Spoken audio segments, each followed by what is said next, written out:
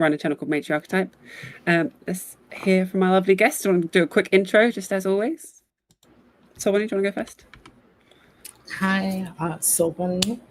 We'll have a very interesting conversation today, for sure, with me. So look forward to that. Towards that, you take it away, Bridget. Oh yeah, sorry, I was just checking if this thing is working. If people can see my, oh no, it's live. It's live. It's fine. It's fine. No panic. Hi, I'm Bridget Empire.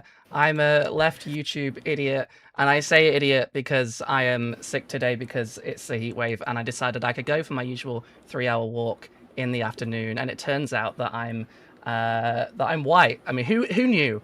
So I can't handle all that sun. So yeah, I'm gonna be partially quiet this time. I'm gonna try at least to rest my voice a little bit, but I should be fine. I mean, I'm too ADHD to not say things anyway. Yeah, she, her pronouns. What else have I forgotten? Anyway, doesn't matter. Take it away. All right. Yes. Hi, I'm Finn, aka Swolesome. Pronouns are he, him, and yeah, I'm sitting in an air-conditioned bunkie because I too am white. And also, Bridget, if I may, maybe don't blame yourself for the climate change. I know you still made the decision to go for a walk, but let's put the onus on the people that actually belongs to. If everyone's okay with it, I might just quickly do some shout outs. So we are all, as the name suggests, leftists. Where most of us are, I mean, I think we're all like organizers, activists, involved in various things on the ground in addition to the work that we do here on YouTube. So I wanted to take a moment to shout out just a couple campaigns from people that I'm in touch with and encourage people to take some action. So the first is my friend Maysara Al-Ashal in Gaza, who has been working with his family there to try and raise money just to survive.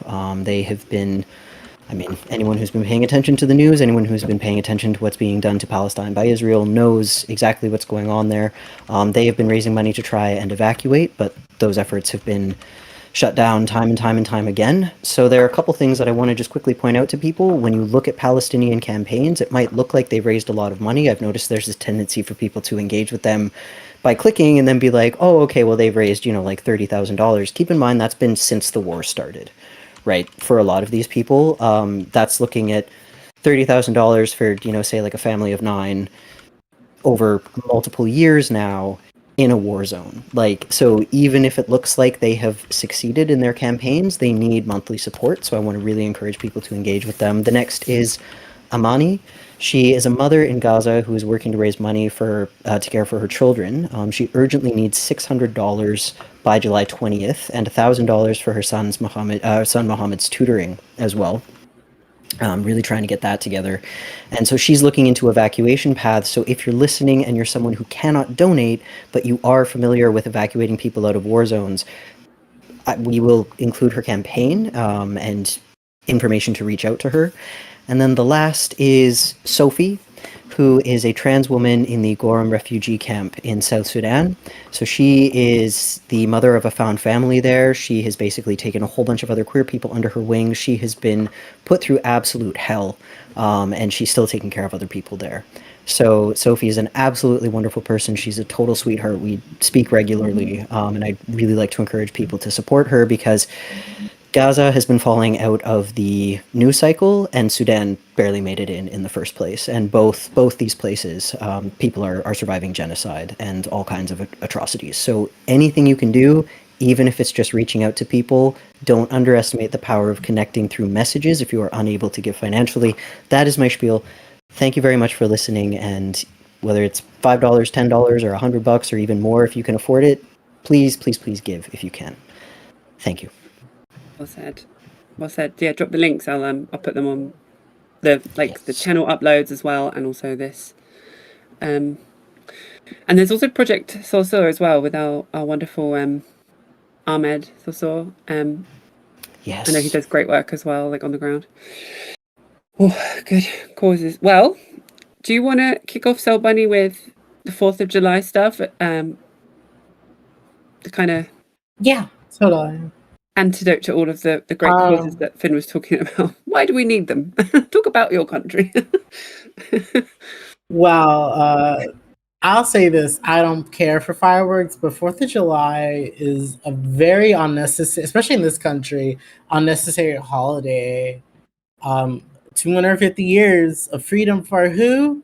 White men, cis white men, of course, for cis white men, and I just feel like people like I never really celebrated Fourth of July because it's like when we there's a difference like when black and brown people we use it to have a barbecue and we'll pop fireworks, but like we're not doing it to be patriotic.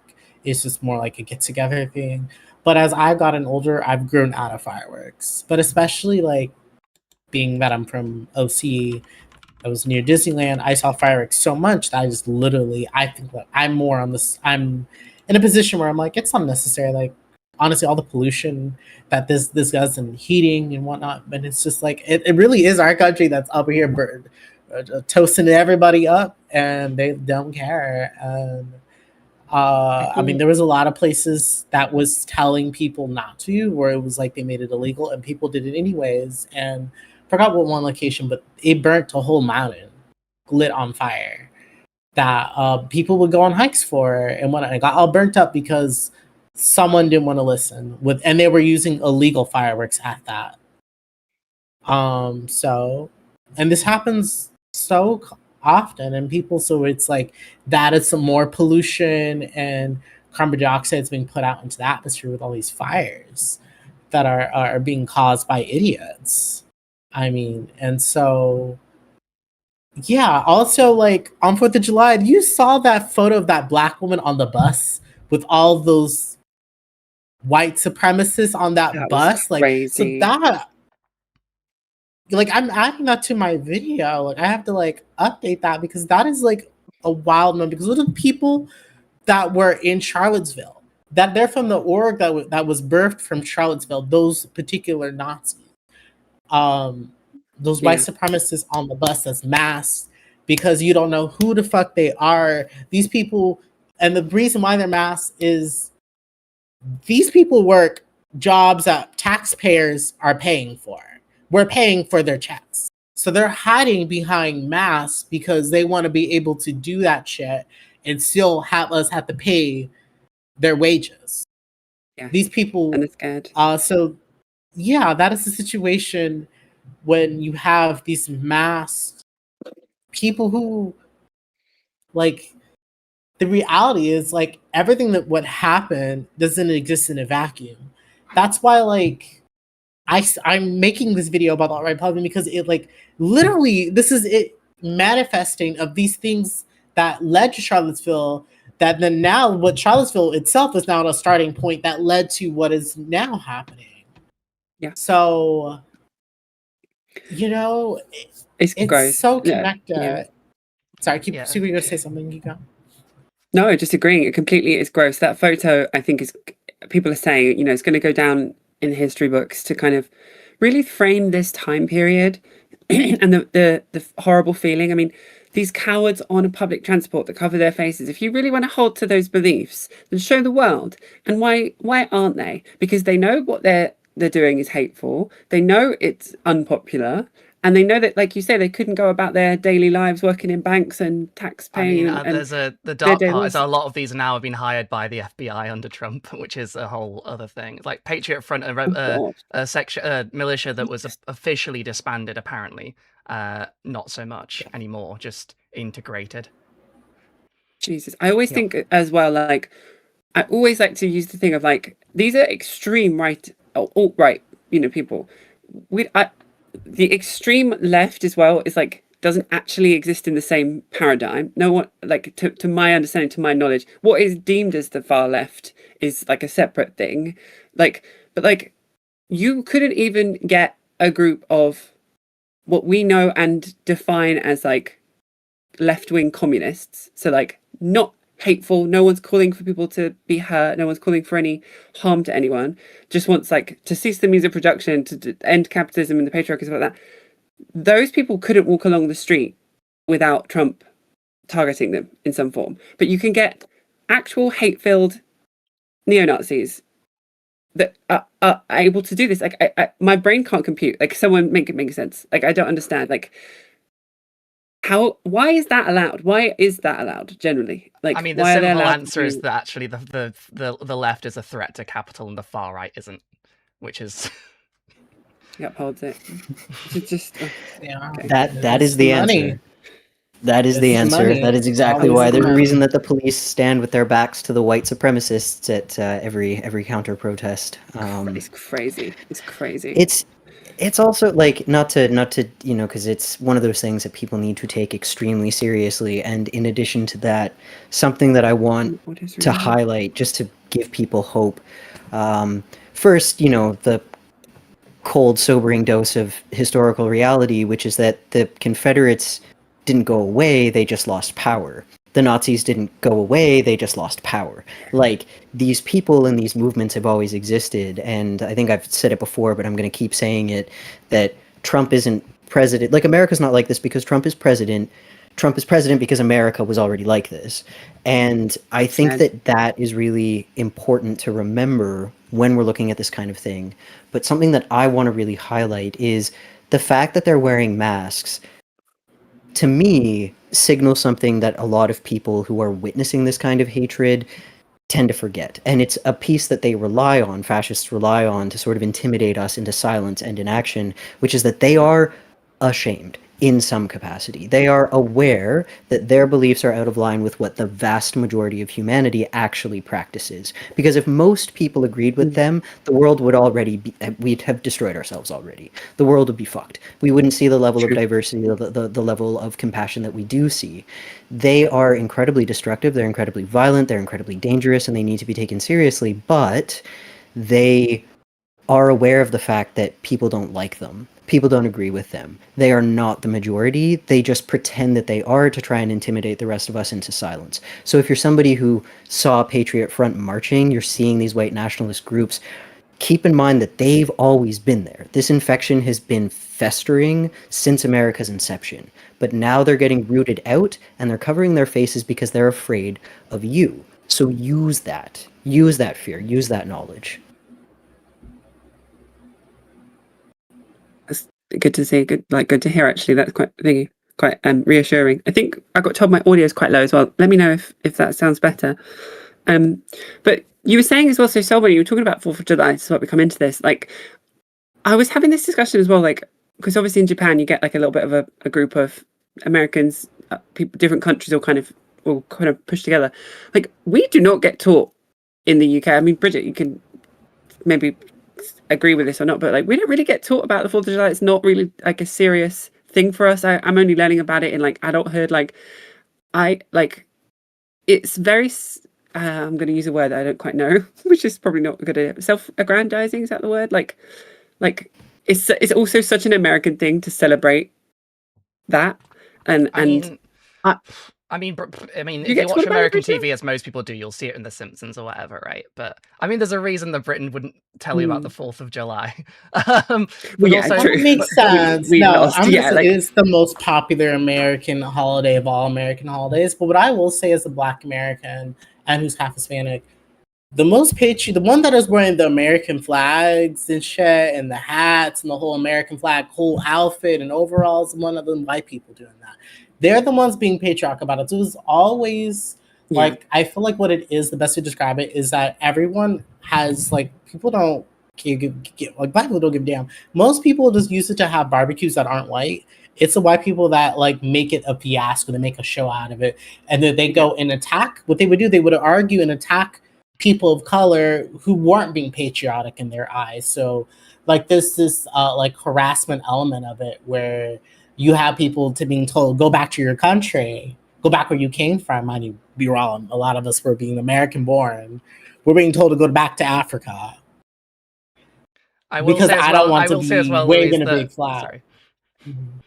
So keep going. I was going to say as well, like this is sort of being transported over to the UK now because everyone's watched so much American stuff that they're trying to basically now make St. George's Day this, and this will be happening while you've been away, Louise. Is really, really. I mean, a lot of the right has just been completely yankified. Like they really import the cultural war issues from America, and now they're trying to make I- St. George's Day, which is the patron saint of England, if people that don't know, into this sort of thing where people are wearing like giant England flag hats, which the England flag is a dog whistle over here, just in case people don't know, unless it's football season, it's a dog whistle. And they're just going around there questioning like brown people all over the place. It's become like a big thing. Like there's a lot of recent, like a lot of racist harassment in the streets of the UK that's just been allowed by our current government. So sorry, keep going. And I just want to add, like, I agree. I've seen that through here, like the Americanization of the UK far right, especially when you see like Israel coming into it, like the Tommy Robinson, like support for Israel stuff. I'm like, where is that from? I'm sorry, like we do not get taught about the same things in the US, in the UK, like education system. Like any like outright support for a country like Israel has to be like manufactured in a certain way. Like there's historically a lot more ties and stuff like that, and I understand that. But like, I can answer this question because the EDL was like its former organization. What turned into the EDL was an organization funded by like an Israeli like benefactor. So like this is legitimately, it's been part of the funding source for the EDL is Israeli in origin. But like we didn't learn about it like in popular culture. Maybe it's just that I was a kid in the UK and I'm an adult now. Like I don't know, maybe everyone else has the same thing, but I don't know. Maybe one thing I will say though is that it sounds like there's an easy word to describe everything you guys are witnessing. Y'all got a bunch of people who are LARPers. They're LARPing as American culture war is. That's all it is LARPing. Yeah. So they took LARPing to the as far as they could take it, and that's, to me, that's crazy. Like that is literally what it is. It's just LARPing. As sucky as much as it sucks for me to minimize it, you're describing LARPing. Like these people are LARPers who have been LARPing, listening to too much American media, too much right-wing culture worship. I think what it was, and it still goes back to the alt-right pipeline, it was the anti-SJW movement that you had people from back in like 2014 to 2018. I mean, really 2017, it kind of ended in 2017 over in America. It continued in 2018 and in Europe. So it kind of had more legs because that was going towards Brexit, which all these same creators and bigots were pushing for, encouraging people. But once that kind of content came out, what happened is that Europe's their Islamophobia was imported to American politics that made people talk about LARPing about the issues that was happening in Europe with all the what they called the migrant crisis. So it was like a culture exchange of LARPing where they were LARPing that to go push certain laws to get Muslim bans, like Trump's Day One. And then the British, who, I mean, it really wasn't that big until it became big. And once it was there, it was there. But certain figures like Sargon of Cod, I can't think of the other British ones, but Count Dankula and certain people, they were trying to, because they wanted to get some motion. I mean, you got also the Canadians too, Lem LARPing motherfuckers. We got a lot of, they got a lot of Canadian ones. Oh, the Lord, the LARPing. It's LARPing competitions. They be saying oppression Olympics. It's LARPing Olympics. So they're LARPing on other people's issues, countries' issues, and using it to booster their own culture wars. So that's kind of where it all comes to. Like, it's just these other people, Canadians, LARPing it about like pro-Trump Canada. But before Trump even got elected, like all these people, right-wing people, trying in Canada, like Lauren Southern, Steven Crowder. It took me years to figure out that he was not American. He's a Canadian. He's married to an American. That's why he lives in Texas and whatnot. Not on a visa, but you know. The funniest part is Tom McDonald. Tom McDonald is the funniest one. The funniest LARPer of all time. Oh yeah, he is a LARPing king. Canadian. Well, like that's what I mean. Like it is like so we're in a LARPing hellhole. Okay, this is all because people don't have personality. People don't have individuality. People don't have fucking skills, and they would rather LARP to us to fucking hell. Throw our world to hell in a handbasket because they want to make a quick buck LARPing because it's profitable to LARP. It is at the point, because that's what I mean. Like these people got the politics from the alt-right pipeline, and then they went, and not just that, but they taught them the rhetoric. They gave them the blueprint.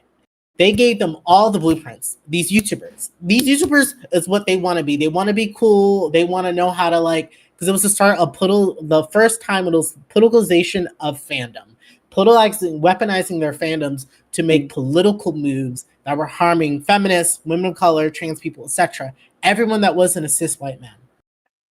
Mm-hmm. These politics had it's poison, and it's gotten to the point where you're seeing them LARPing to the furthest degree with like the equivalent of 4th of July there. And I'm seeing so much British stuff come to my timeline. It wasn't this bad before. I saw the progression because I always kept a cursory glance. But it really is like, y'all, like some of them is so sad, but it's the only way they get views. People are doing what is getting them money, and we live in an attention economy Yeah. that is so immersed into our everyday life and politics that this type of behavior is encouraged more so than ever when they have the recipe. These anti-CWs that like don't want to fucking apologize and still want to have whitewash and water down their movement that they helped create gave them the motherfucking Thanksgiving fucking recipe, the best colonizer Thanksgiving recipe they could. And now, because of that recipe is out there, we're in a hellscape of that. And people are using that recipe to LARP and get what they can get and fuck all everyone else. And I'm sorry that I sound so intense, but I'm like been working in such a deep video, and it's like everything keeps tying back to this thing that where I was a fucking minor and had no fucking say over it. I was in high school. And these, I don't want to hate, but it's not all millennials, but these millennial men, these white millennial men that put us here where we're at. Sorry. I mean, it's an intense situation. It's right. You're right to It's be. I was going to say, yeah. It's Don't completely valid. And apologize also, for... you're right. I mean, it does all come back to the same things. And it's like, there is this powerlessness that comes with the understanding of the situation. I completely agree. I completely get it. Chat, remember to like the stream. I'm going to post some links that Finn sent in a minute to there once I figure out how to open the chat without ending the stream for me. I'll do it. I'll email it to myself. And so it'll be like 2 minutes. But maybe we could, speaking of intense situations, talk about the elephant in the room. Finn, you join this too. I know you want to. I know there's some things I know you can speak on from what I like threw down. I know there was a lot there, but I definitely want to hear you chime in. The main thing is the stream healthy. Everyone okay? Chat. Let me know if the stream's okay. Audio's all good. I feel like I might be zoning in and out and the thing, but yeah. Should we talk about the main thing? Should we talk about the Yes. Yes. Yeah. Before we do, Finn? Can you pick up on what I talked about? I want you to like chime in a little bit because there's. Oh yeah. I know there's something you can say on that. Yeah, absolutely. On millennial white men putting us in this position. Again, it goes back to what Bridget was saying. You know, it's serving capital. Like, there's a reason why as soon as these guys, you know, what you were talking about, that it's profitable to put themselves on that side, to like spread those ideas, to sort of generate that, you know, the hate fueled attention. That one of the things that really frustrates me about it is these guys are also out there pushing this idea that like men are specifically in a loneliness epidemic. And yes, but so is everyone. Everyone's in a loneliness epidemic. And this isn't to say that it's not more difficult for men in a lot of ways, because, you know, patriarchy teaches men to completely withdraw and not engage and not have community. And in a very strange way, I'm going to word this as carefully as I can because I don't want to make it sound like oppression is a privilege. But the shared experience of resistance is something that men can unite on. So racialized men, queer men, men who have some kind of identity that is in opposition to this system that's oppressing them, have the opportunity to connect with each other and sort of feed that emptiness that pushes them to engage in hateful rhetoric that rewards them within the pre-existing system in the first place. Am I making sense? I'm going to finish this thought, I promise, but it's okay. So I think that for a lot of these guys, like the cis het, in some cases, het white men who are engaging in this behavior and, you know, really creating these very hateful spaces and are doing it specifically for profit, I almost wonder if there's this part of them that has completely given up on having a sense of identity, camaraderie, and community outside of the oppressive system that they live in. And they are oppressed by it too. Patriarchy is oppressive. You know, class politics are deeply oppressive, but they're oppressed and also positioned to achieve the most power under that system. So rather than unite themselves with people who don't have the option of getting out and finding real solidarity, they keep trying to reach that peak. They keep trying to scale that mountain, not understanding that prosperity is in the valley. Prosperity is off the fucking mountain entirely. And the capitalists, the ones who actually hold all the power, the, you know, like 1%, are going to be standing up there rolling boulders at them the entire time, regardless of how well they suck their dicks. But they just, I don't know, they just keep clawing their way up these hills with their mouths open. And I just don't understand it. But that, I think, segues into into the elephant in the room. Because I think getting down to it, they often struggle. The men who do this, the men who, you know, like the guys who largely put us in this position, they don't have the ability to identify with or empathize with anyone who is not exactly like them. And that's the problem. That's the problem, right? And I think that more of these men need to look at why. Why is that? Why can't you form solidarity with people who are not exactly like you? Why do you need a Graham Platner to care about this kind of politics? Why him? Anyway. Yeah. Yeah, no, good. Something that Okay.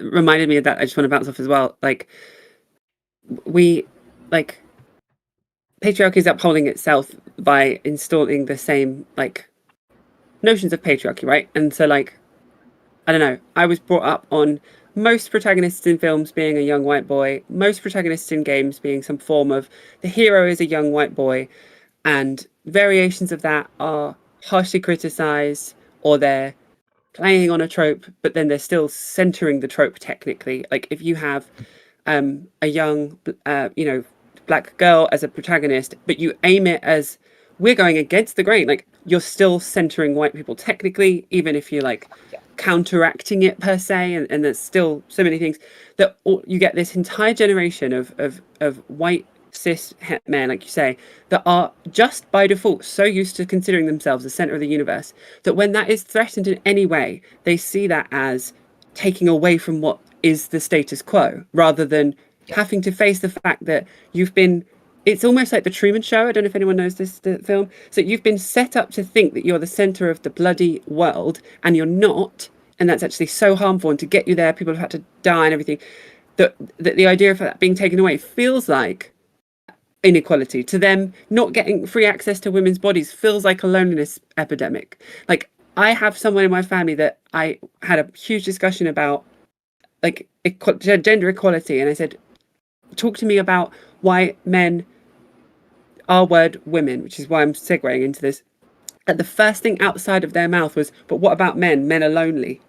If that's your response to talking about what happens to women is men's feelings, then this is the problem. Men are too centered in this world. So sorry, I had to just so many things that you said that really struck. And again, bouncing off Soul Bunny's thing, I know Soul Bunny's, you're so like in on it with the gaming industry and anti-SJW stuff that I completely agree. So let's talk about then the Graham Platner situation. Anyone new to the podcast, we did cover Graham Platner briefly in another episode, and we briefly voiced in like an our hour. red flags then. Yeah. That we brief did, hour talking about this one fucking guy. we did voice our concerns there, and like at that time there was this kind of illusion on the left of like, it was like a discussion of like, are you for him or are you against him? And I just want to open up and say, I read the article. If you don't know what we're going to go in about, I don't know how much detail we're going to go into, but I'm going to hedge it just for now. You guys go into as much detail as you want. I read the article, grimacing with every line, like flashbacks, traumatic, like, you know, I won't even get into that. Horrible, disgusting. And what the only thing I will say off the bat, because I'm sure we're going to get into the more details of that, is that I've seen so many people that were pro Graham Platner say things like, well, I don't want to hear about, people that were critical about him. I don't want to be told, I told you so. It's not the time for that discussion. And I'm saying, when the fuck is it the time for that discussion then? Like, I would say I woke up to Emma Vigeland's like reel on Instagram of her just addressing it, saying sorry, and being like, we ignored some red flags, like, we'll discuss this. Like, I think that is the absolute least. I think there should be actually there should be damage control done for platforming this guy. And the last thing I just want to see is a bunch of people being like, well, I don't want to be told I was wrong. That's not helpful. It's like, well, I think people deserve way less. I don't know. That's my opening 2 cents. Yeah. Literally. Sorry to jump in. There's a thing in the chat actually that I want to just quickly address, from Ula Mule. Is that how you say your username? Just said, we cannot keep saying they are acting against their own best interests. No, their best interests are male superiority. Their best interests are white superiority. I definitely hear that, and I think you're right. I think we can talk about 2 things at the same time, and I think it's really important to touch on that. Under this current system, yes, it is in their best interest. But when I say it's not in their best interest, what I'm pushing for there is the idea that capitalism is best, right? We know that if we decolonize our social systems, our minds, we know that human beings benefit from connection. We know that in different parts of the world, men show a lot of social health and wellness and connection that men under white supremacist capitalistic systems don't experience.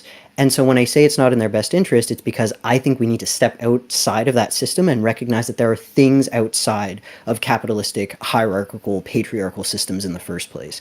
So it's more that, like, within the system, yeah, it's for sure in their best interest.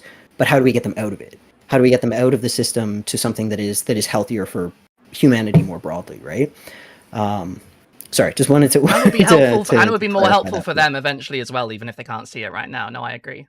Exactly. Yeah, I agree. Yep. Like, psychic damage involved with still being in a male and white superiority based culture is still there, still bad, still negative. It's like, yeah. There's a reason Elon Musk is the most miserable human being on the face of the earth. Like, yeah, he's got a lot of money, he's got a lot of power, but that man is not happy. That is not a content person. He is deeply insecure. He is isolated. Everyone hates him. He is miserable. He is lonely. He's pathetic. He is really just sad. He's a very sad figure. It would make more sense if the rumors are true that he does have a botched surgery. I won't say, but that could see a dissatisfied, region in your body. He had a surgery and it got botched, and and I'd imagine that had just forever in a way maybe disabled him in some aspects, and I just feel like he's been more evil since then, since that surgery went wrong, and now he's been on the impregnating women, and we don't know how he's doing it now, but he's doing it somehow. But with money, that makes so much sense. I was doing like someone. I'm making it a joke, sorry, but it's also, it can be really real. That might actually be the source of, like, this person has all this money, whatnot, but they got a botch private area, so now they can't they don't have that satisfaction of sex that they used to, or I don't know what it is, but the man is taking all of us. There's the aspect of which he desperately also wants to be really funny. He's just terminally unfunny, right? Too much. Yeah, he wants to be appealing to other people. He wants to be satisfying to other people in multiple ways that he can't be.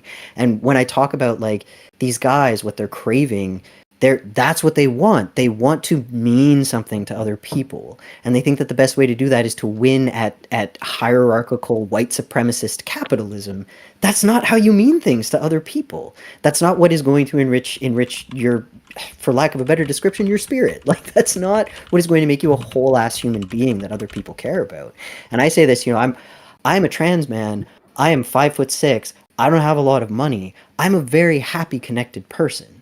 Like, I am missing a lot of the hallmarks of what, like, what cis men typically, well, white cis men assume is desired as a man, I'm a very happy guy. I'm a very well connected person. I live a very satisfying life. I'm very content. I'm very comfortable in my life. And I'm comfortable in spite of all of these traits that I'm lacking that would make me this, like, superior male specimen, because I don't care about achieving all of those things. Like, I don't want those things. Those things are made up and silly. Like, they don't matter to me. The trap that you're in is that shit matters to you, and you can decide that it doesn't, but you have to, again, connect with other people. And to segue back into the Platner situation, I think that there's a lot here as to why these guys only get politically motivated when they see a guy like Platner, when they see this gruff, veteran former mercenary who he's an oysterman, he's blue collar, he's big and buff, he's all of these things that they desperately want to be. Like,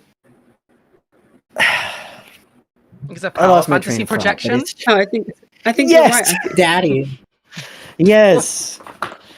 But it's They the want a centering daddy, they wanna of be men a in all of daddy. it, though. Like, I completely agree. I was going to just springboard off what you just said. Like, it's the centering of men in all of this, though, and powerful strength considered to be muscle strength, not emotional strength. Like all of these things that are male centric and male focused, and like even just to like tie the loop with Elon Musk. Like, if you center phallus and if you center production and having children and like owning and a legacy, then like, yeah, you're going to be devastated when things don't work. And like, that's it's like their own fault, if you know what I'm saying. Like you were saying about what is actually happiness, because if you focus on the creation of happiness based on all of these patriarchal stereotypes, then like that's just one form of happiness. You could argue, is Andrew Tate happy? Do you know what I mean? Like, but then you see all of the incels that are like, I just want a woman I can own and I can treat, I can look after it because it's too dumb to be a human, and why won't women love me? And then you see on the left all of these happily married, like have families, fulfilled emotionally, like but like I think I remember FT Signify saying something that's like, if that's not clicking, if people don't see that and realize that like they're thinking the wrong thing, then they're the shithead. Like if you hate women enough to become an incel, the ideology of you getting to that point is not entirely your fault. Like you still have to be a bit of a shithead to get to that way of thinking originally. Like I'm really paraphrasing his words terribly, but like but so and this is, and Graham Platner is the literal latest beacon of this. Like you have this guy that the red flags were there. People were actively in this group psychosis of ignoring any criticism, valid criticism. People then feel like they can't give the criticism because they don't want to get kind of taken away from the group. And so then certain things get swept under the rug. And then also, this is like I'm saying, the counteractive of when this comes out now is that like, when are we going to have those discussions then? But abhorrent. And like I know this is a really non-helpful statement and it's not exactly opening a discussion, but I just have to get this feeling out I have of like, why are all these things happen? Why are all these men R-wording people? Why is that just some random subset of culture that we live in? It's mind-boggling. Like I'm still not over the 65 million views to that R-word website where people were uploading videos about doing that to their partners. Like that keeps me awake at night. That is like traumatizing. That is just a thing in society, and it's not talked about in the same way. People don't want to cover that news. That is just commonplace. Like the story of the French lady and her husband and that group of people doing those things to her that's nightmare fuel. And then you have the entire right wing that are saying like, oh, see, the left can't get a serious candidate, he's so bad, and then they're not looking at their own president. Like none of it makes sense to me. I generally can't make sense of it. I know that is not even a very when helpful you're taught thing. to view women as commodities, even just subconsciously by society, people start to buy into it, right? Yeah. It's One thing I power. want to say about this case, when I read about the details, it disgusts me to my core. Like this man broke into this woman's home, and she Uninvited. like I can imagine just like me casually telling her like I don't feel like hanging today. I'll be left alone. and that guy come over, walk into my house, and go and like I freak out and run to my room, and then hey, I'm just I can't say the details, but like we all read the report. I stopped at the point where it gets to the detail. We know what happened, so just to kind of like that kind of and to not to like also do the stealthing thing and just go. Oh no, they didn't stealth. Sorry, they're known for stealthing, and that's a word for when someone has a condom on and they go and slip it off and go and like make it seem like it feels Zam. But there's the aspect that he used no protection and like left on purpose. Yeah. DNA in her. That's the only way I can say that's the PG. So it's just like seeing how there was so many people that were just like saying, "Oh well, this person's Republican, so it doesn't matter. It doesn't matter what happens to a woman." Like it's just like when you're an intersectional leftist, I don't want to see what Republican women are going through as much as I don't agree with their lifestyle and the people they marry and date.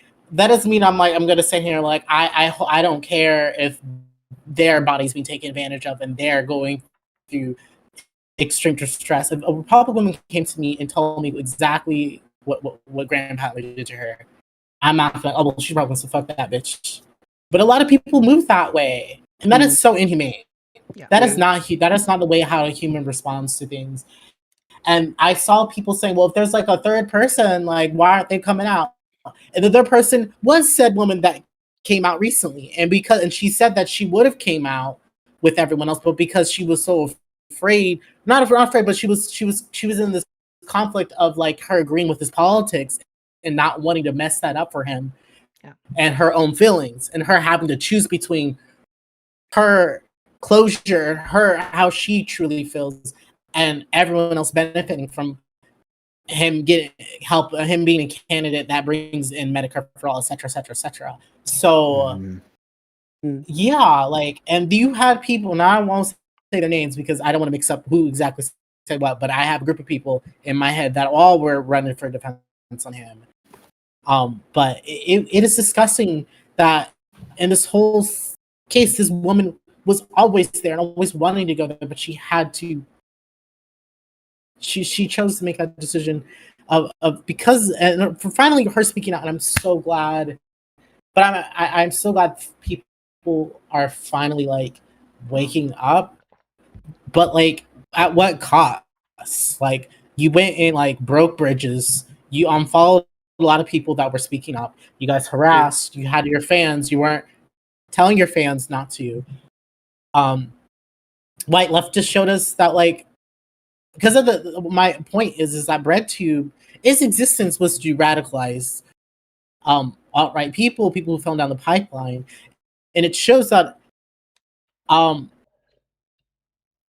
they like these people have changed in some ways. Like I guess they fixed certain problems, but the core thing is they're just left-wing chuds.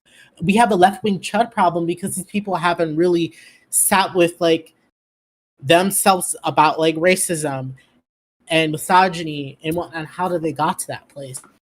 They don't truly. They just learn the right buzzwords. They learn, but that's why we still have a problem among leftist men being sex pests and predatory and doing and still dealing with certain things among leftist men. It's because they haven't unpacked their male privilege and their white privilege, and just kind of like that's why you have certain people who exist in the space who have platforms, who have credible things that they've done things and still be able to have a platform and people to exist in that. I won't say names, but we know who we're talking about.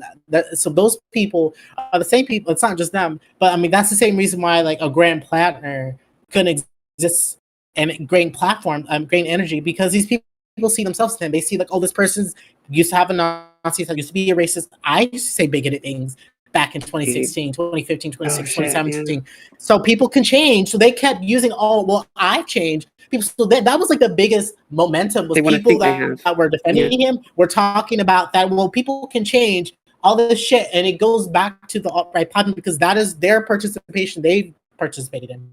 And so because of their own guilt and their like, you know, they weren't able to call it out because they would have to call themselves out.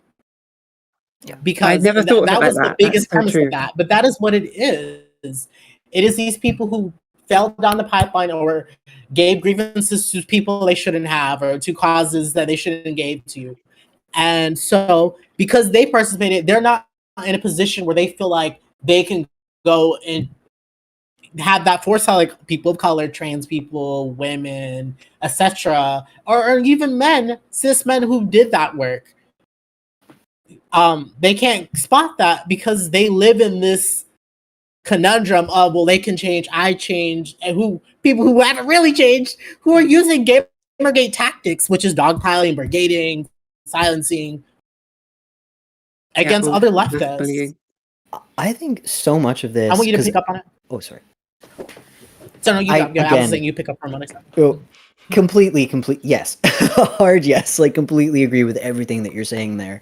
And what Bridget was saying about commodification, I think that's like one huge important piece of this. I also think that another really important piece is the way people are just like, there's a lot of this weird credential culture that people have for some reason, and they like to see, well, because capitalism, that they view similarity to them is obviously a safety thing. Like they feel safe, they see themselves in this person who overcame bigotry. I'm really abusing the air quotes today, I'm sorry, but this person who apparently overcame bigotry, they latch on to them because they want to believe that narrative. But I also think that there's something going on there with like, oh, they're qualified to lead America as it's tumbling into this overt alt-right fascist state of being.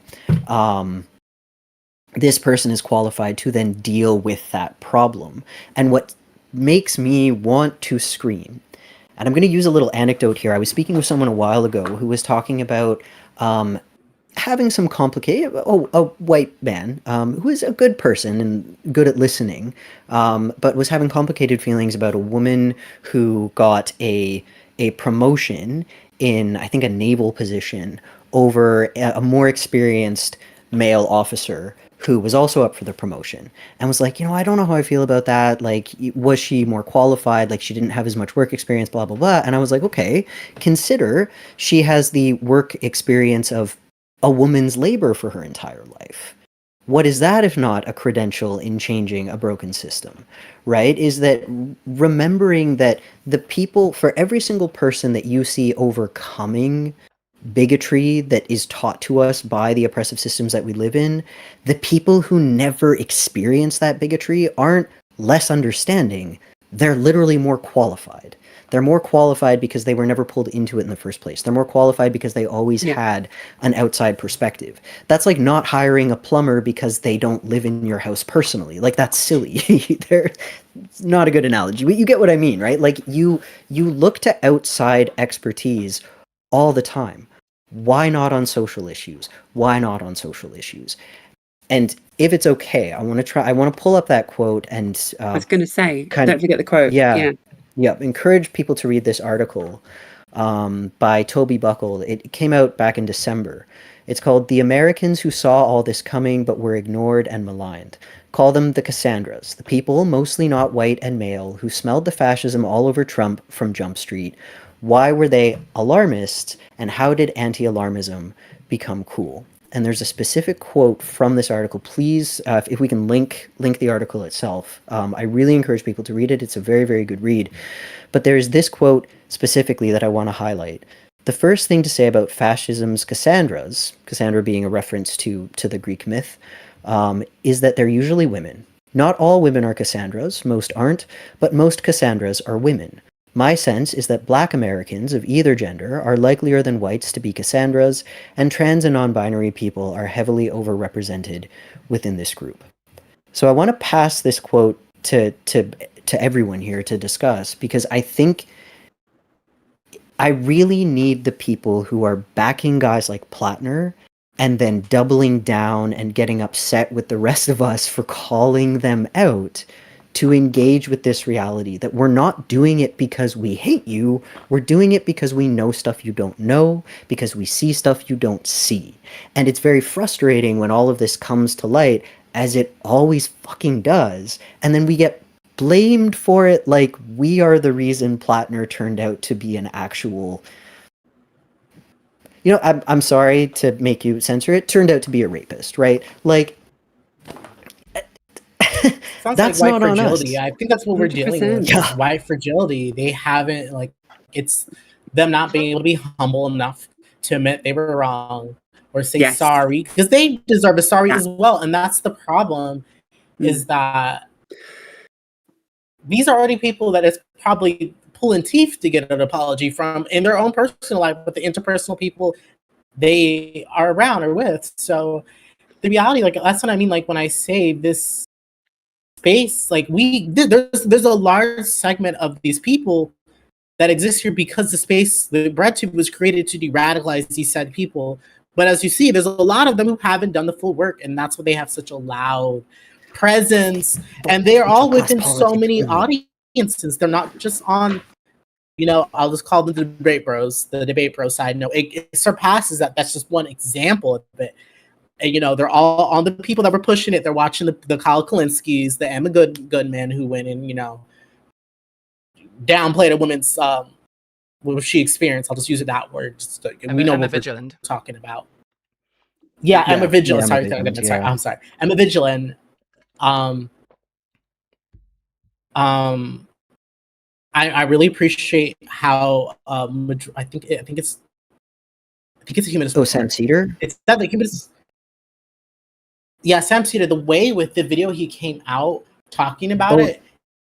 Sorry, do you mean the Rational National or the Humanist Report? Not Rational Sam Cedar. No, the Humanist Report. Yeah, Humanist Report had a really good video talking about how they were always signs, and like not just that, but like he was very forthcoming about like, hey, like when you're like you're wrong, you're wrong, and it's also just like there was all these leading signs that just and you all. And he said how I appreciate how he said this because he's basically speaking to his peers. Like it's like how bad this looks on us for our within the left to the people of color and our community and one like basically all y'all have egg on your face and now you just messed up and made us look real fucking bad to people of color, trans folks, other people, women who were calling us out and y'all were giving them lashings and now you know we're in a state where we're more disconnected than ever as a left. And we all have ideas, we all have beliefs, but this situation right now, we've been calling this type of out, especially amongst, I just call it the intersectional left YouTube. We've been calling this type of behavior and whatnot. And we've been getting shit for it. And because that wasn't nipped in the butt, the things we've been warning for years, that behavior has shattered so much solidarity and made people look so idiotic. And now people are putting people's judgment, they're questioning people's judgment now. People's judgment are put into question now. People that were up here acting big and tough, only to like everything. Like, and to me, I'm seeing the discourse goes as far as it's okay if it was people of color and brown people being, but you know, when it's a white woman, now you know when it's honestly like true, and it sucks. I don't want to have to go to the point, but it's like, why is it that one famous meme like you could excuse racism, but you can't? You know, it's one of those situations. Literally, like the Nazi tattoo, everything. I can excuse racism, but I draw the line at said what's this? True, actually, I mean, it sucks that we keep getting to that. This gets back to what I was what I brought that up. Meme. Yeah, this is what I get like brought up the last time, right? Is that we should all have like red lines, right? And it's fucking ridiculous that it took this, even though this is horrific and it should be a red line, and I'm glad at least people choose. But how was there no red line for you before? Like this man had more red flags than like a military parade in China. Like this is just, it's crazy. Like the 3 tours in Iraq, so that's already a load of brown people. Apparently you don't care about that. Whatever. Blackwater, being a guard at Abu Ghraib, saying it was the best time of his life. You know, the Nazi tattoo, and then like the other allegation. He said black people don't tip as well. He said black people don't tip on a Reddit comment. So I want to know what else do black people don't do. I want to know. And you want to say you changed, please tell me at that time, what else did you think black people did and didn't do? Yeah. And tell me how the fuck did you change? What did you do? And they didn't do nothing. Yeah, and if a candidate if he didn't look like him, like they would not have accepted that many fucking red flags. You know, they would not have walked straight past them every single 100%. time. 100%. Yeah. Yeah, and it's his embodiment of that privilege that got him as far as he did. And like you say, like a part of me, this is the actual true, like maybe being too like open, but like a part of me saw the backlash to this happening and was somewhat surprised. Not that like we should be. This is of course you should be out of the public scene forever. But what surprised me was like, why are suddenly now it's like the train is a train and everyone has to be on board, whether that train is going forward or backwards. And now everyone is jumping ship. Everyone is jumping ship. Well, and not everyone. Not everyone. TYT is still very much like they're victim blaming her. They're saying that it's a I campaign. mean, fuck, But it's we TYT, you know, we should expect it from them at this point. Like I'm just don't like and Ryan Grimm. They don't count. But like, okay, fine, maybe I'm wrong then. But see, look how easy it is to just say, hey, I'm wrong. I was wrong. Incorrect in the information I had. It's really not hard. Yes. Like, and like that, there are so many points I'm like nodding and just silently agreeing. But like, yes, like being able to say you're wrong is a skill that we should be taught before we learn Pythagoras' theorem in maths.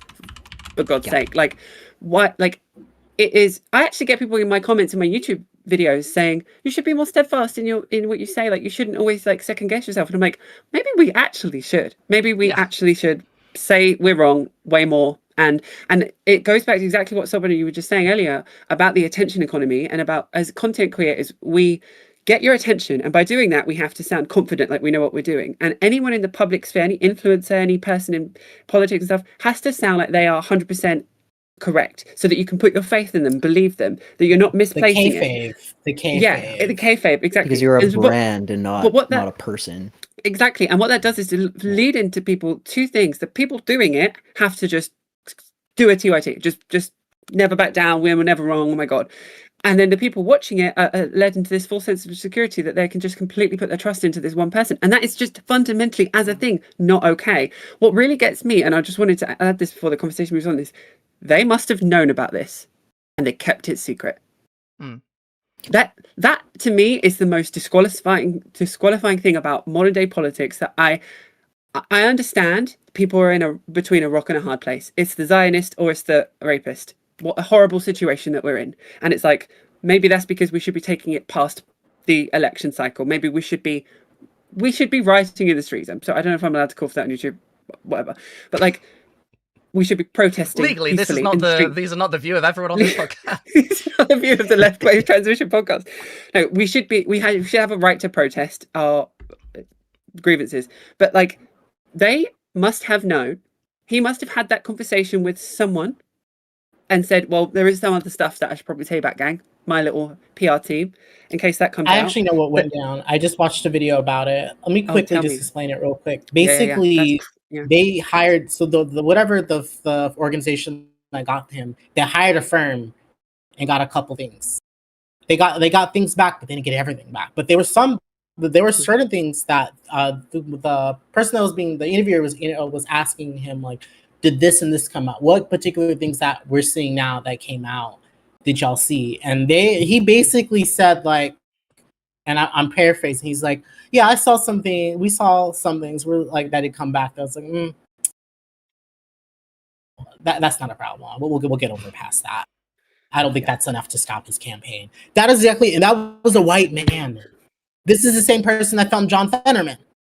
This same org, because they're Bernie Bros. When we call them Bernie Bros, these are ex-Bernie Bros that created an org to go find their candidates, and there's a pattern of them going after only strong-looking white men. The only one that wasn't that was Mondani, but Mondani fits a type of image and look of a man of color that's palatable. He's a Zendaya of Indians. Let's be real. He's a Zendaya of Indians. He got the right look. He got the daddy look. Girls want to sit on his face. Everything. I mean, real. There's a lot of things when he came out. I saw the TikToks. The people was thirsty for him. Accurate shit online for a man that don't even the city they've probably never been to. But that's the point. Like, they are going out of their way to find men who have a particular look and are willing to look past certain things,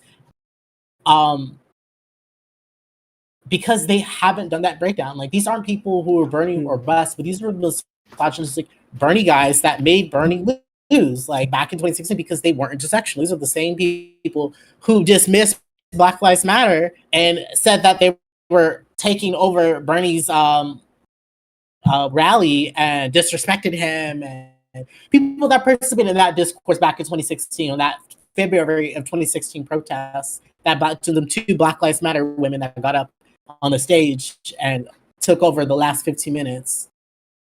And because of that, Bernie wouldn't update his campaign messaging and like platform to include police brutality.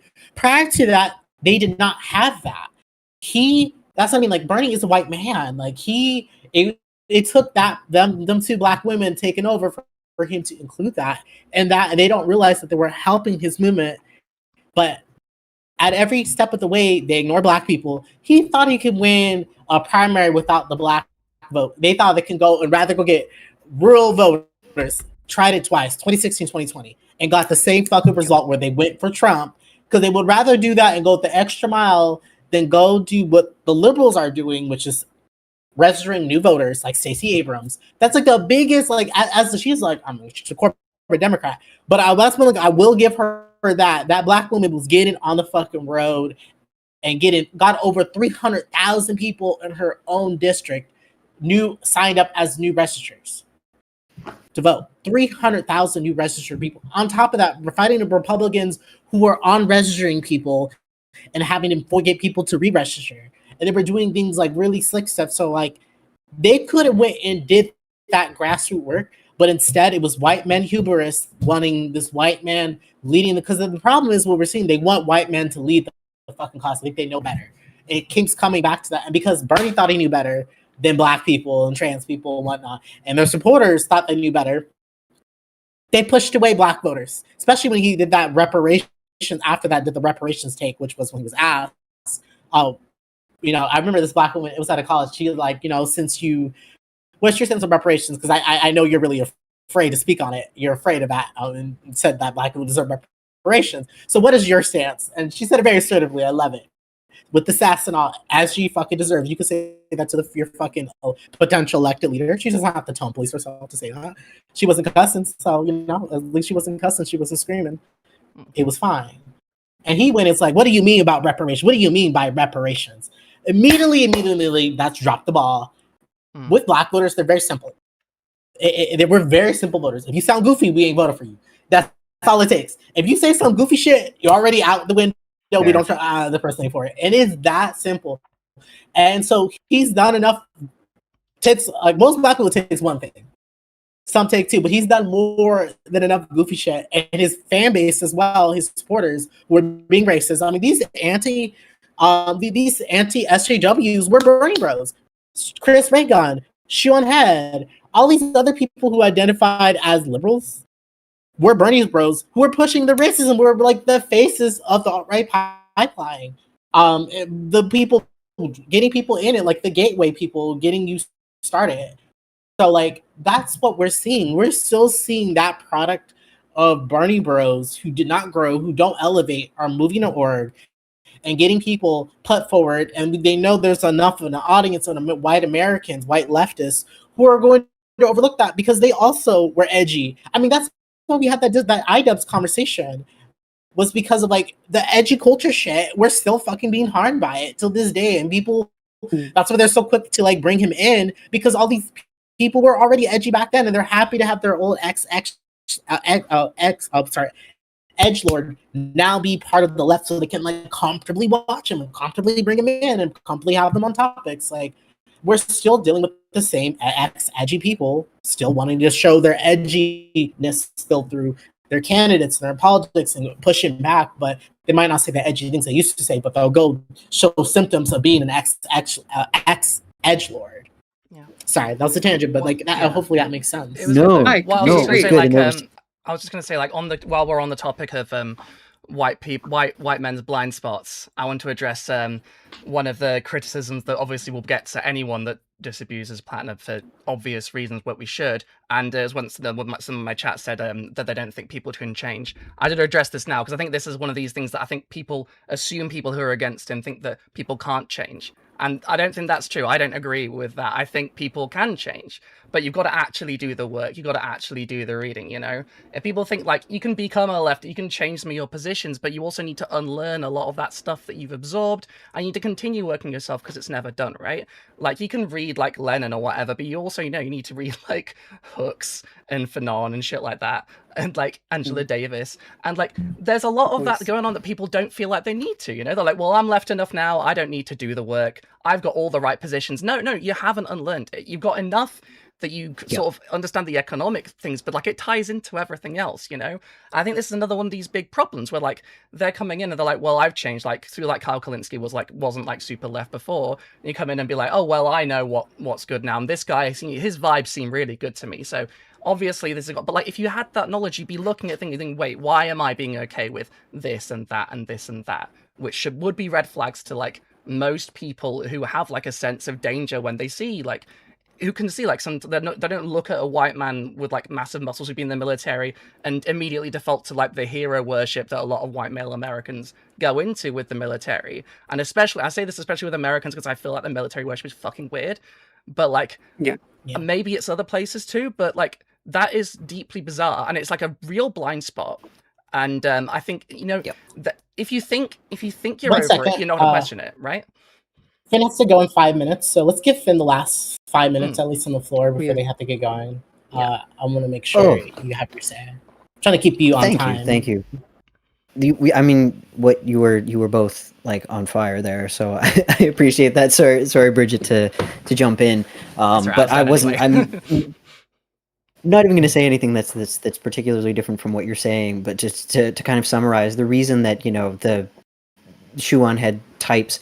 That all of these predominantly cis white men, but a lot of women as well, white women as well, can only see people like Platner in positions of power in a way that is real and tangible and gets them fired up and gets them motivated and moving is because of that association with whiteness and power to them. So they don't want to look at the connections between white power. They don't want to look at the fact that part of them believe in white power. And to just what you were saying, Bridget, there's this tendency for white people in particular to start educating themselves, particularly white people who were formerly bigoted, like who had that, like edgelord phase that Soul Bunny was talking about, to begin to educate themselves on Marxism, to begin to educate themselves on politics, to begin to educate themselves on the class struggle, because it's the struggle that is most personal to them. But if you're not unpacking the other hierarchies, you are not actually targeting oppression. You are not resisting the systems that put some people above others. You might tackle class division, but you're going to create a new social system where other people are still oppressed. White supremacy is a racial hierarchy. Patriarchy is a gender and sexual hierarchy. If you are not looking at those things, you are not actually unpacking those attitudes. And so for me, the big deal breaker with Graham Platner was just the fact that he so clearly had not unpacked like colonial attitudes, white supremacy, like imperialism. Like he just hadn't done any of the work in these areas at all. And that was the deal breaker for me. And to bring it like way back to when we were talking about where the line is for people, like being a rapist is a pretty clear line for me. Like that's a very clear line, but he had already crossed the line. He had very clearly already crossed the line. Yep. And I want to remind people, particularly, like white folks who are listening in, who are, like maybe we're backing him, who struggle with this kind of thing, recognizing that if you're giving certain people more space than others, why? If you notice that you are, like, for example, this whole situation, I have already seen many people who backed Platner being more upset about the minoritized people who pointed it out and have said, we fucking tried to tell you, than they are about the fact that he is literally a rapist and a war criminal. He gets way more space to be way more awful. Why? Why do you give him so much space? So look at where you draw your lines around people. ask where those lines come from, and then acknowledge that you have the power to change them. Because for me, like I agree with what Bridget was saying, people can absolutely change. My line for Platner, where like an area where I would be comfortable having him is if, say, I were part of or running a men's group that was about men recovering from trauma, especially trauma that was associated with hurting other people, and I saw him there.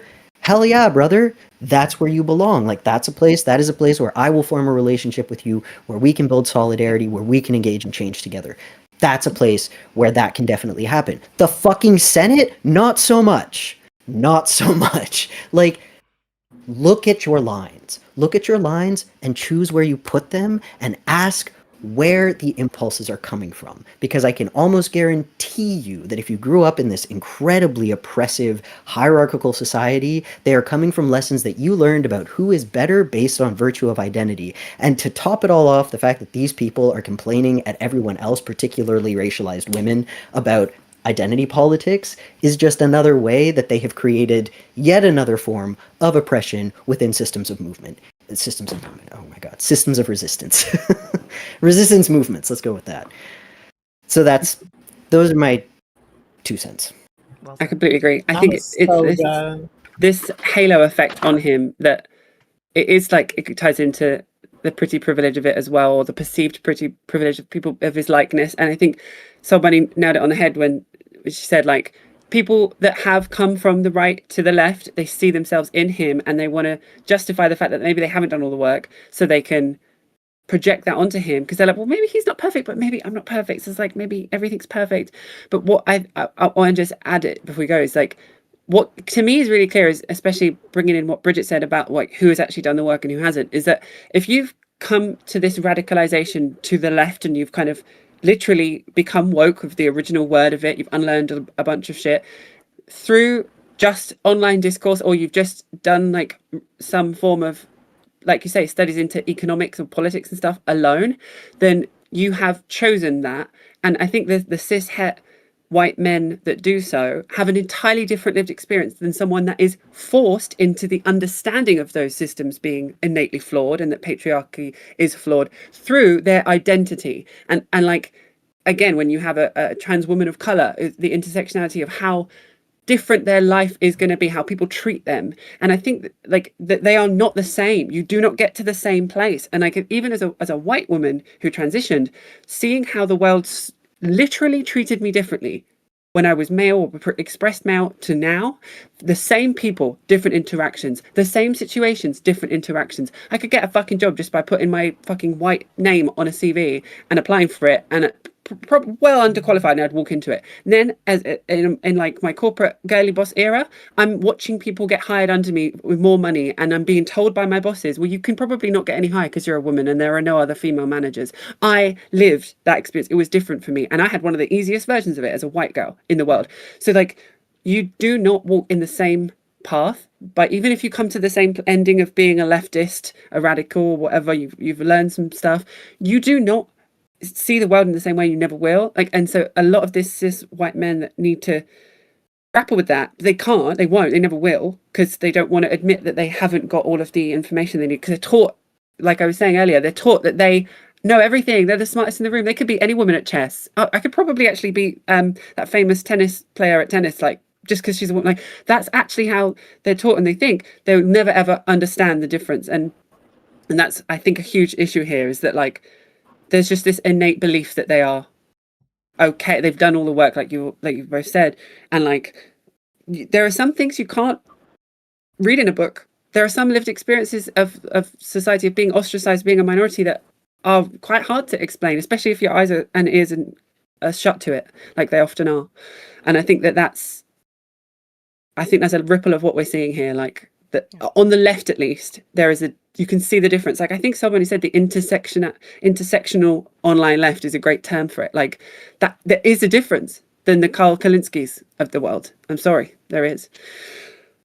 I mean, people definitely watched like 2 ContraPoints videos and then decided that, then thought they learned everything they needed to learn, and that's just. I mean, I fall a bit victim to that. I will be One honest. second. I Big did Thing that a has little bit. to get going, so I let them I have their do closing have to statement. bounce. You're hard out, Yeah. aren't you, darling? Yeah.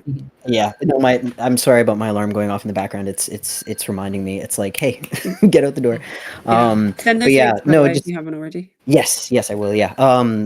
What you were saying though, Louise, it's that thing where it's like just reminding people who are in privileged positions that when it comes to marginalized people, what looks like bias is often expertise, and when it comes to people in positions of like social privilege, what looks like neutrality is often lack of awareness of one's social position.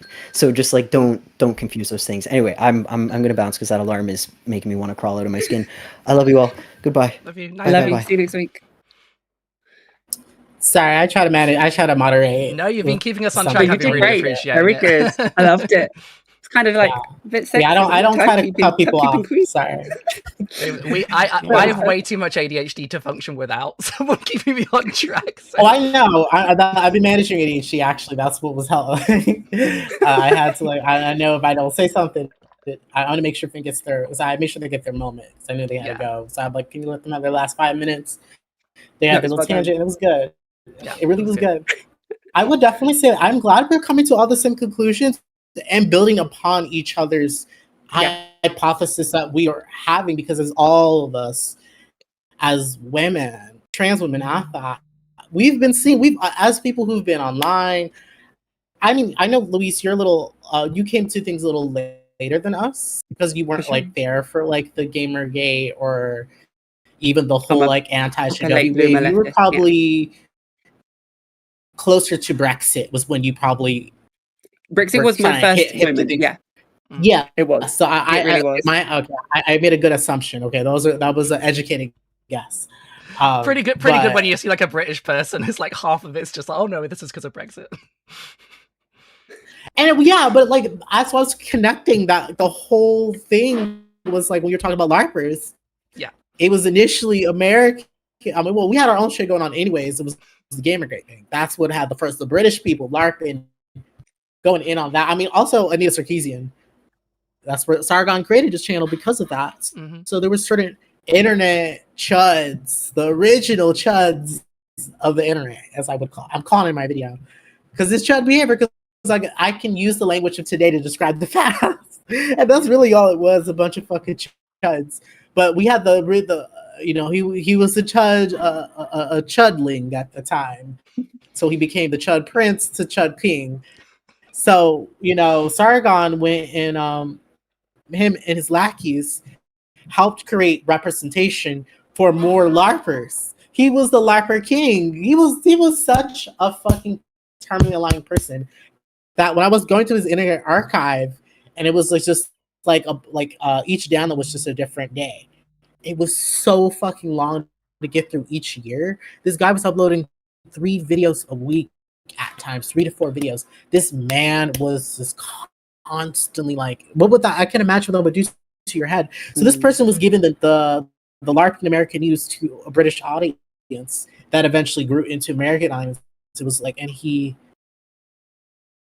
his whole effect has definitely helped. I'm not saying Sargon alone helped bring Brexit to the British young men, but I'm saying like he was one of the dominoes that helped bring it to fruition. And because there was a lot of copycats of Sargon, and so that's really when you get into things. When you get the copycats, it becomes a trend. It becomes a phenomenon. It became something that the attention economy and people trying to make money on this, and that's how you get into, especially once American were LARPing on Islamophobia. That's when the British like, oh, I know all about that. I can get on. Yeah. Let me hop into this conversation. We know. So that's what kind of where it became.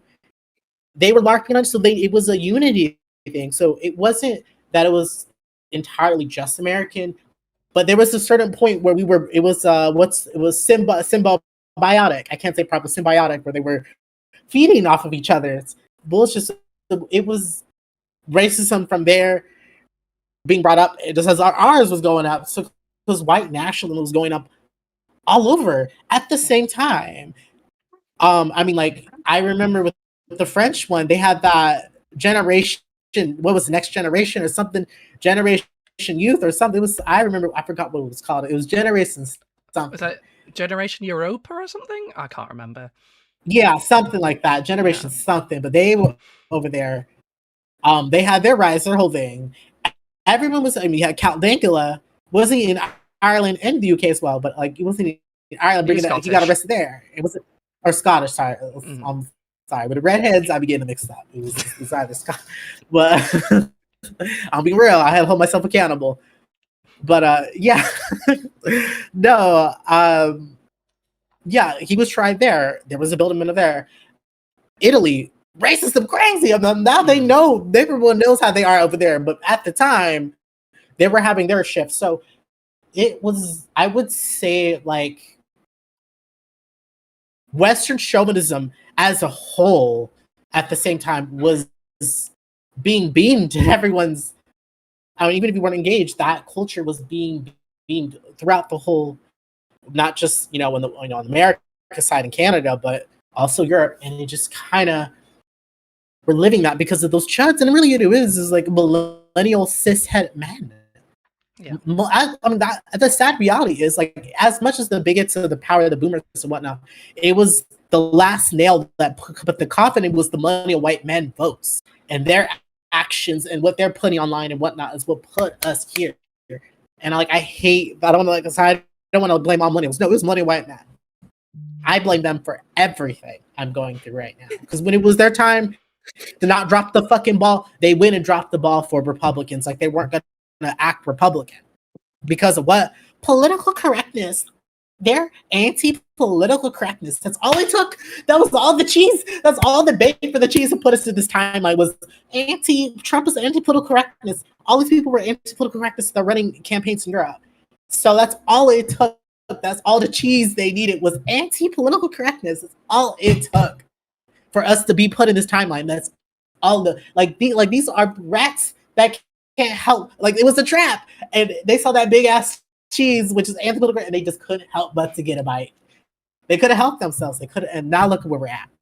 I mean, this is one of the things that really bothered. This is one of the things that really bothered me about this. Actually, sorry, this is one of the things that really bothered me about the Platner thing, especially lately as well. Because one of the things, like when I was going back today, just through the comments from like Kalinsky or like not so much from Hassan, but from like Kalinsky and a couple of others, is they were sort of, and Hassan did do this a little bit as well, of like framing the anti-Platner stuff as sort of like, oh well, this is just like this is just being like, oh, a two online, like you're doing like identity policing, it's all identity politics and all this stuff. Like, no, that's not what this is about at all. And there's so much like cross-cultural, like you were saying, the Anglosphere, so much cross-cultural brainworms. It can really fucking dangerous, and it's been going on for a while right now. Like when I think of like you talking about like being politicized by Brexit, I was politicized obviously because I'm a little bit older than you two, a lot, by like the Iraq War, right? And you could definitely see like the Islamophobia really fed into each other from both sides of the Atlantic, and like cards on the table. I have one of my uncles is from Iraq, and I have cousins that are half Iraqi. So for me, that's fucking real, you know? When someone comes up to you at school and says, I'm fantasized about like going and shooting people in Iraq, I'm like, that's my fucking family. And it was like horrendous to watch like all these people that like, you know, thought they're just normal people. And then they're talking like people who you know personally should die. And like, why? Because some guy from a completely different country drove a plane into a building. And it's just the level of reinforcement from this media environment is just insane. And I don't think I think it's right that we hold these people accountable. I think it's genuinely bananas that like people can dismiss their actions in the Iraq War so easily. Because I think for a lot of people, they see people in different countries as just sort of like NPCs, or like they can't picture them, or they're too far away to matter. No, these people fucking matter too. And if you are a leftist, you should be an internationalist, and you should care about what happens to people. Doesn't matter how far away they are. Again, that's something that's so missing. Again, it's another thing that's like you can tell. And like you know, let me be clear. I'm not claiming to have read everything. I'm not claiming to be the you know the bestie, the lefty. Like I am a baby leftist. I've always defined myself as such. I'm still learning every day, and I get to talk to these wonderful people like you, and I'm learning every day. A lot of like you said earlier, somebody like that's why I love this podcast already. We throw ideas out there. We communicate, and I take so much from it. I generally walk back. I've learned what exceptionalism means. I'll just start a bloody key terms list of everything you guys have taught me. But what I can also still see is that there's this something that then is still lacking in other people that like haven't done that learning is that egalitarian mindset of like, let's just start at the basis that every life is valid and equal, and then let's backtrack from there. And if you're okay with certain minorities and brown people dying over in other countries, why? That's a bit flawed, is it not? And like, I don't know. That's such a basic thing that we shouldn't have to be said, but that clearly is missing. And it's a failing of our education systems. It's a failing of our media, and such like a wide scale thing that teaches that. But that is what is effectively taught, especially from like I can speak on upbringing in the UK. Like you are taught that like white cultures are superior, that they are white people are generally smarter. You learn that through media and education. You learn history skewed in the way that frames everything that white people did as correct. It's messed up. It's so messed up, and like you do have to unlearn it and unpack it. Unfortunately, if you're a baby of the empire, you have to unlearn that. And it's so clear that some people just haven't. They've unlearned maybe a fraction of it, some bit of that that's affected them. It's the people that like. I always bring up my family, but it's kind of relevant because there's an illustration of this. But like, people that are like, they have a trans friend or a trans member of their family, so they're okay with trans people, but they don't quite get on board with like, the other letters of the alphabet, or like vice versa. Like, oh, I don't mind the gay people, but can the trans people stop it? It's like it's like only caring about things that affect you because people still think that they're the center of the universe when we're nothing. We're nobodies. I wanted to build upon what something Bridget said about like being called like, oh, identity politics, or like basically be written off of that. That is anti-SJW talking points. For sure. And they're pushing that. Like that is literally what anti-SJWs embody, is that they were anti-identity politics. That was their whole platform. That's what united all anti-SJWs, is that their whole pursuit, they set themselves with their full chest that they're speaking out against identity politics, and that it's harmful, this identity politics, and they're trying because they want to oppress men and they want to oppress white men and all the bullshit they were saying. They were writing off as identity politics. That again, like what I mean about like Bread2 was created to de-radicalize people that watch that content, are still using anti-SJW talking points because they haven't really broken up all of that era. They've done is become a leftist anti-SJW by replacing the politics.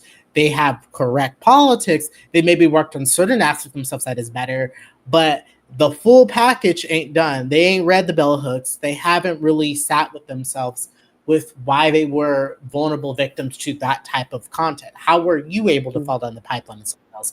What in your life made it more where you were more susceptible than someone else? For me, I fell around the pipeline, and it was because I grew up as a suburban Black person. It was the only Black kid in the space, so it was easier to join them and get them off my back. And now look at me, oh, I'm a good one. I was a token. But that drained me. Being a token drained me, and that's what got me out of it, really. Out of anything, more than anything, I got token fatigue. That's really what it was. I got token fatigue to the left, and I just like found, and I had to like do that work, and that work took years.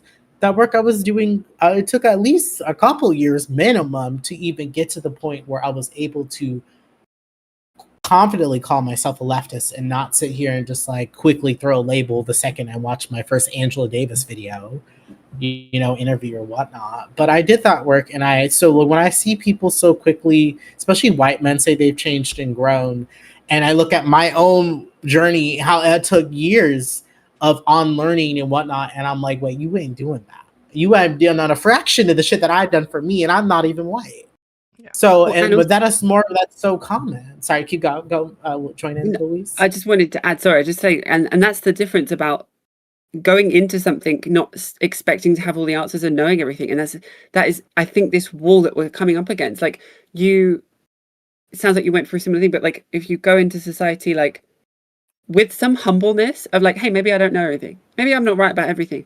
You can completely see the world in a different way and be allowed and like open up to the unlearning of things and like not go in so blind to just believe that you know everything, which I think so many of the demographic we're talking about, they do. They are forced to. You know, and you could argue the bell hooks thing about psychic damage is the first thing they have to do themselves. Like they are taught to be confident and to not back down and to never say that they were wrong, and that's technically not their fault. And so it's a whole big cycle of upholding the patriarchy that I get is the issue. I even think, like, and not to get too meta, but like I even think the education system that is just designed to prepare people to work in the capitalist hellscape, you're designed to it's I know this is so weird, I can't voice it, but like it's education focused, is intellectual, like intellectualism, like as in like having the right answer is considered putting you higher up in the hierarchy, which is not necessarily the only way we could run a society. I mean, I'm not fleshing this out. Maybe there is a word for this as well that pre-exists, but like we don't have You're to all right about the be education. right all the time. Sorry, you know? going. No, please, no, yeah. Yeah, you're not wrong about the education thing at all. I think the problem that we have to sit with is that it was designed to be that way, and leftism is the only way we're going to get it. And the reality is we're fighting an uphill battle where, despite, yes, it's education, we're going to have to overcome that. We have no choice but to, because they set it up to where the only way to make it is to overcome poverty and lack of education, or working with the education you're offered publicly and getting where you can get with that. I mean, I consider that a privileged upbringing to be able to go to a K to 12 schools in suburbia. Yeah. You know, I had access to great education. That's the reason why I'm able to talk the way I do. When I'm serious, I can joke around too, but I can really, you know, when I tap in, I mean, that's why I have the OC accent in here, because I went to an OC, Orange County suburban. I'm emphasizing it, but like I've had access to that, and the reality is not everyone had access, and it sucks. And it's so we're fighting. I mean, I think that's really what we have to do as leftists, is find a way to educate the mass, because that's the reality. Is we want the education to get better, but the only way is to get candidates in, and the only way to get candidates in is to educate the mass to be able to be educated enough to have an educated vote. A non-educated vote is why we're where we're at. Most people are so uneducated, they don't vote at all because they're not educated.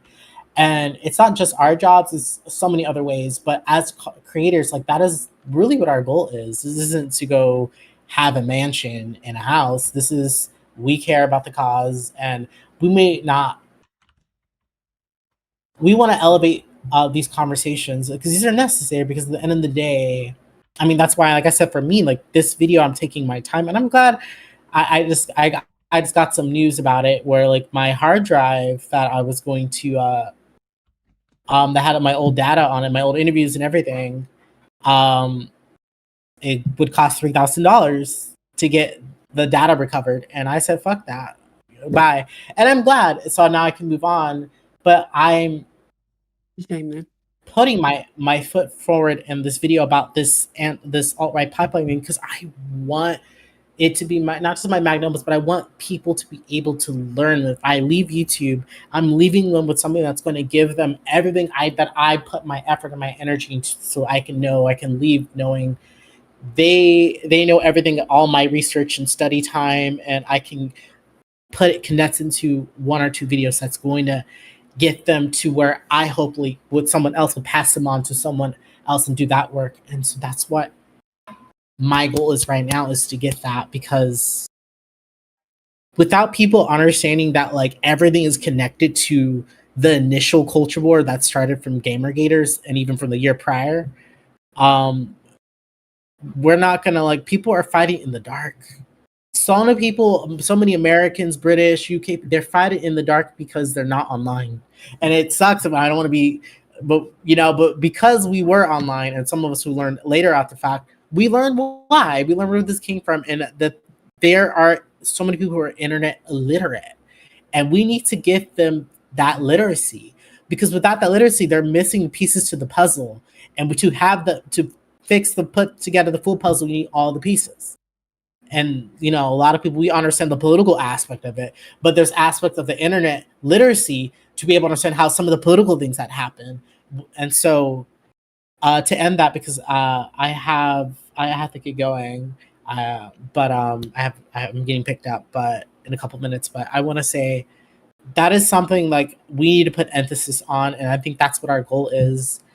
And That's why it's worth the harassment for me, because as long as more people are going to be internet illiterate, I'm happy to put together my thesis that the reason why we live in this hellscape with all these extreme grifters, right? Why do we have all these grifters everywhere?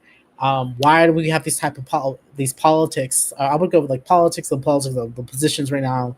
This crazy is why do we have Graham Platners? You know, and it all goes back to this.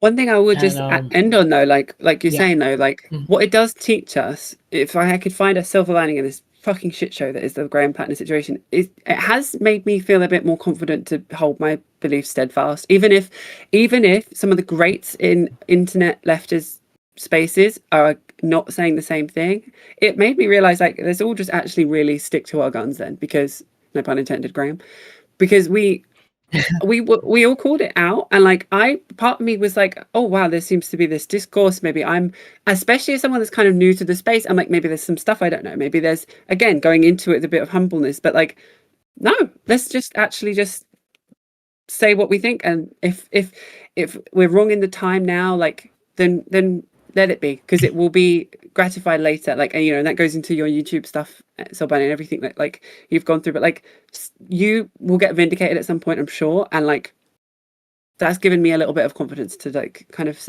call something out if it's icky, you know? Yeah, and if you're wrong, then it's an opportunity to learn, and you can do that work. I'm glad you said that as well, by the way, Sobani, because I was about to say, like, about 10 minutes ago, I was like, I should probably head because my stomach is bad. So if we're all agreed that we're wrapping up soon, we're good. Yeah, let's call it that. I'm going to end the stream now. Just stick around to just sort out the admin. But thank you for sticking around to another episode of Left Wave Transmission. We're getting this podcast up and running now. We're pretty solidified, as solid and getting there. So we'll see you next week. It should usually be the day before today, but scheduling, sometimes it will be the day after. So, but keep an eye out and it will become more regular and build from there. But lovely to see you all in the chat. Sorry I didn't communicate as much, but I tried to.